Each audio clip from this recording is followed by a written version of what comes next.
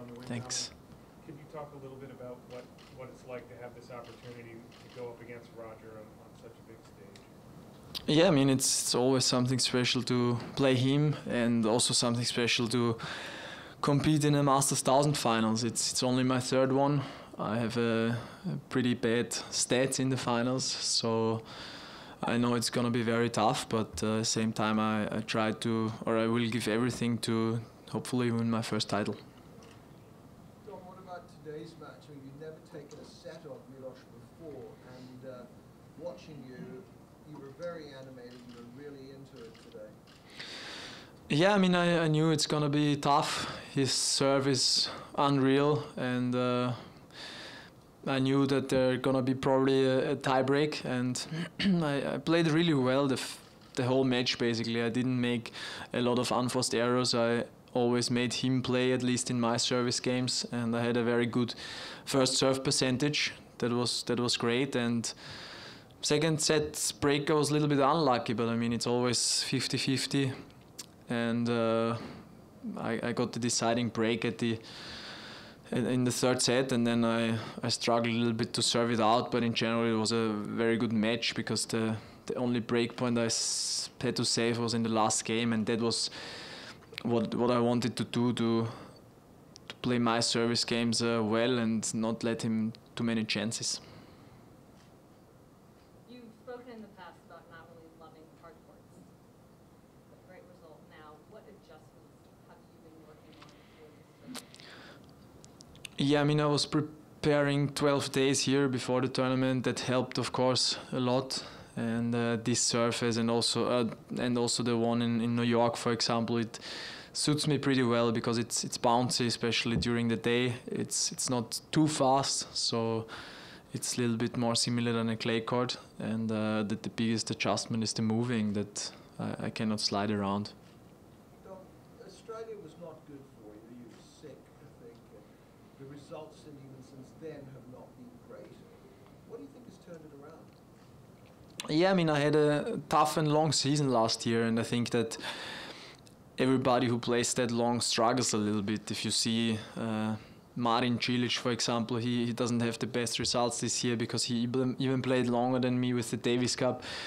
At one point, if you don't give your body enough rest, he's gonna take it by himself, and that's what happened in Australia. I got sick, and I mean, even at the preparation I did, and then maybe I started too early. I wanted too much too early again, and then my body had a breakdown. And when I went to South America, I was healthy again, but I just didn't practice enough before. And Buenos Aires was decent. Rio I lost against Thierry, who won the tournament after, and I was healthy again. I was not playing well, of course, because I had just a lack of practice. And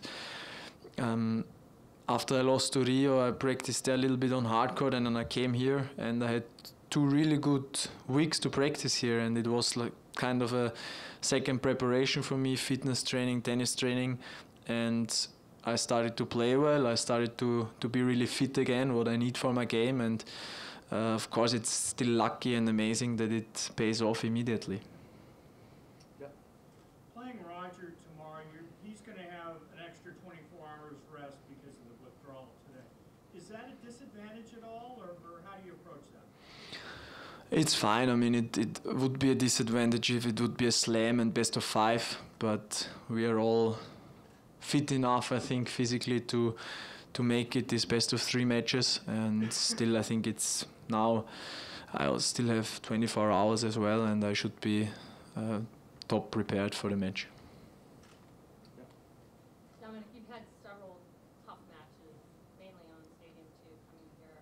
How has that adjustment been to Stadium 1? And besides patience, what else makes you want to come? I was good that I was hitting after Gael retired on the Stadium 1. That helped me for sure, because it's huge. It's a different view, and of course I remember it from the previous years, and I stayed mentally strong, but I prepared for a tough match. I mean, if Milos is in the semis, it means that he plays well, that he serves well, and I went into the match with the knowledge that there's gonna be probably one tiebreak for sure, and that only a few points will decide the match. Last couple questions, sir. When Rafa first came up, he was known primarily as a clay courter, and then of course transformed that game into all surfaces. Is one of your goals to be known as a multi-surface player? Well, I mean, it's not my goal to be known as a multi-surface player, but it's nice for me and also for my confidence to have really good results also on the other surfaces. But it worked out pretty well. I have my grass court title. I have already 2 titles, one indoor and one outdoor on hard court. So I like that surface. I like to play on it. Now I'm in the finals here. But one thing would never change, that clay is my home. It's my favorite surface. I grew up on it. I just feel great whenever I come back at it. But that doesn't mean that I'm not a good all-round or not a good player on different surfaces. Last one in English, right there. Yeah. Dominic, when you arrived, did you have any sense that this was going to be a good event for you? No, not at all. I arrived not in a good shape, neither physically nor tennis-wise, nothing. I didn't know what's gonna happen in this tournament, but I'm proud of myself because I gave myself the chance. I just said to myself, I'm gonna start my season here. I'm gonna do a great preparation here, and of course it's luckily and it's amazing that it pays off immediately. But also, if it wouldn't have paid off straight away with the final here, then I still would be well prepared for Miami, I think, and this was the main goal. But it's amazing that I came this far, and hopefully it's not the end.